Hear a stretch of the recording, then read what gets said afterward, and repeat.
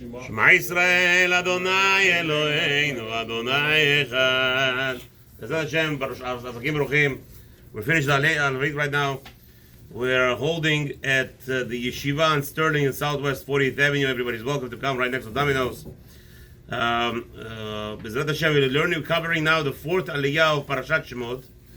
And here we start chapter 3, Pasuk Aleph.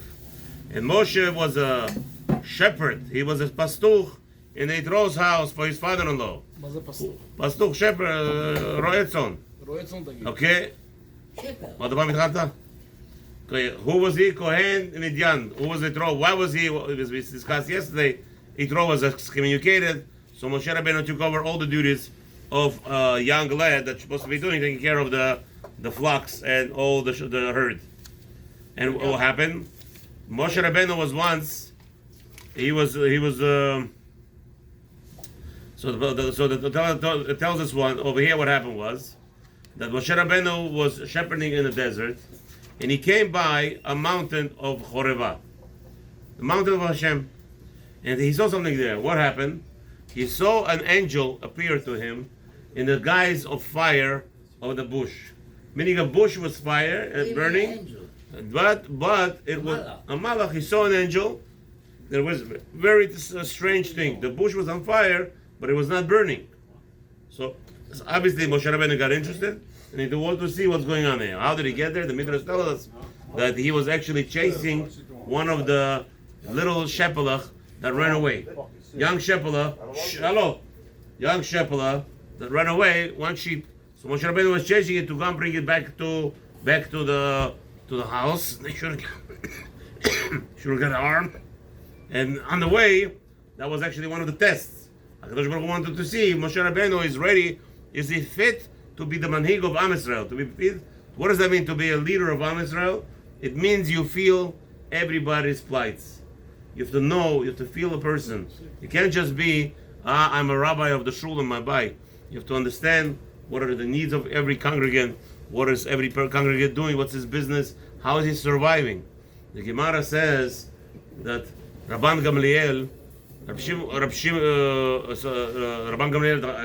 was a big Talmid Chacham, and he was a Nasi, and he always had a fight with Rabbi Yeshua all the time in the time of the Gemara, and they had arguments many times. Rabban Gamliel put Rabbi Yeshua, he was very much hurting him, and in the end, the sages decided we're gonna take off the princehood from Rabbi Gamliel. He's not gonna be the Rosh Yeshiva anymore, and they excommunicated him. And then what happened was, Rabban Gamliel realized that he was wrong. What he was doing to Rabbi Yeshua was wrong. So he went to Rabbi Yeshua's house, and he was in shock.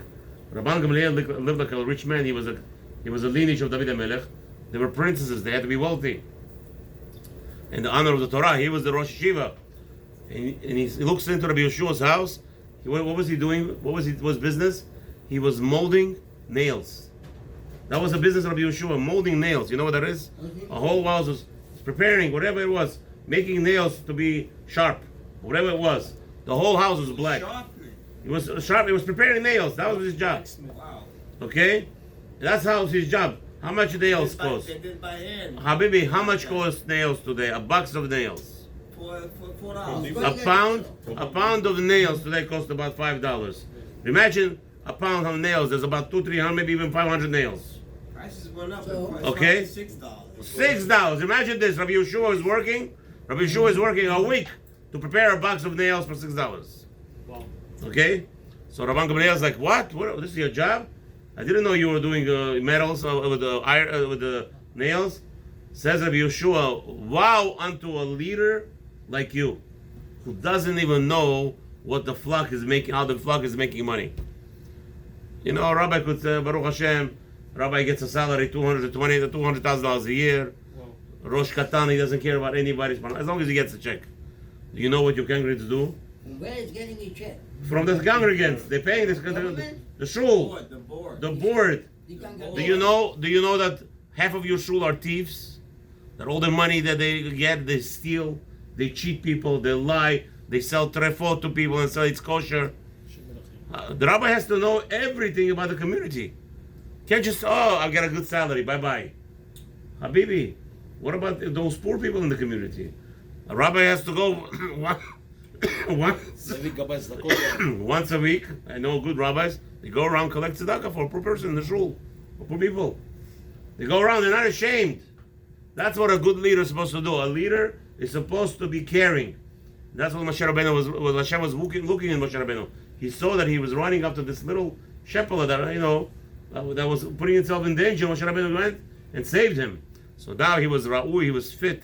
Hashem decided at the age of 80 he is fit to be the manhik, to go and care for the flock of Am Yisrael, Hashem's flock. So now Moshe Rabbeinu goes there, and he's very strange. And what happens? Hashem starts talking to him. I am Hashem. He says over in this Aliya, the God of Avraham, Yitzchak, and Yaakov. The land that you're standing on is Admat Kodesh. Take off your feet, take off your shoes. And Moshe Rabbeinu says, "Who are you? What are you talking about?" What? In this Aliya also he asks him, "Me'echetem." So what is this? What is this over here? I'm going to go to the Jews. I'm going to tell them who sent me. Tell me the name. What's your name? You know, the Jews were they were shatufim in 49 Sharei Tumah. They knew all the gods. And Moshe Rabbeinu says, what should I tell them? What's your name? So Hashem says, Eke Asher Yeke.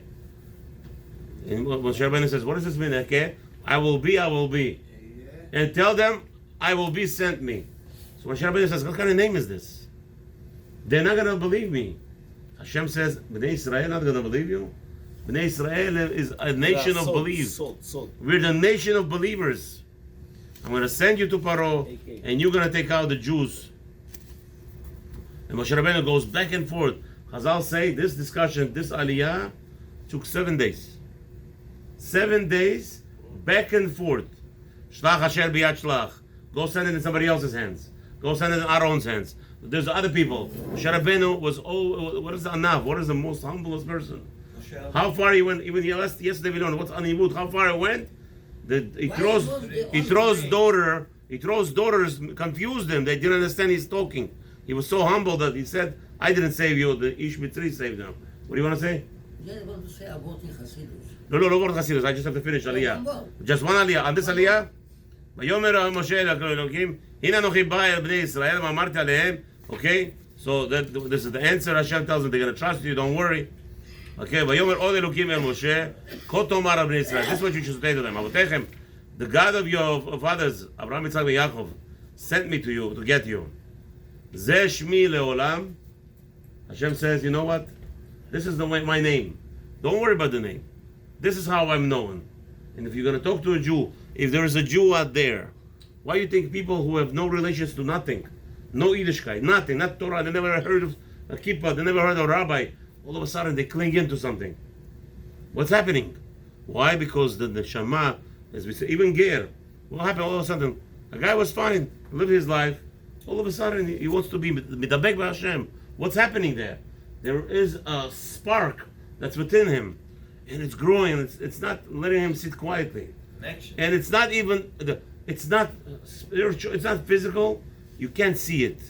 It's emotional, and we're all connected. Now with this, we're gonna just quickly. Rabbi Menachem, what's your word you want to say, please? Let's hear it. You'll not have it. You'll never hear it in other places. The Chassidus said, why Moshe was the honor of Mikol Hodom? No. But how this could happen? He was the biggest. So how he was the honor? Honor that means the very, very low. No, he's asking a question. Very interesting question. If you're going to tell me that Moshe Rabbeinu was the biggest enough from all of them, how do you have that word, the biggest enough?